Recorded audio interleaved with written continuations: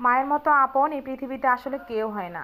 বাবা মার গুরুত্ব মেয়েরা একমাত্র বুঝে বিয়ের পর, কারণ বিয়ে হয়ে গেলে যখন শ্বশুরবাড়ি মেয়েরা চলে যায় তখন হচ্ছে চাইলে বাবা মাকে দেখা যায় না, তখন কিন্তু বাবা মার গুরুত্বটা বেশি বুঝে, যে বাবা মার ভালোবাসা আদর এগুলো বেশি মিস করা হয়।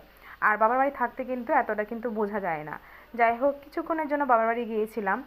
আমার তো আজ বাবা নাই, মা হচ্ছে আমাকে দেখে হঠাৎ করে বললো, কী রে, ফোন না দিয়ে চলে আসলি? তো আমি বললাম, এমনি তোমাকে দেখতে মন চাইছে তাই চলে আসলাম। তো সবার আগে আমার মার নজর আমার চুলের উপর।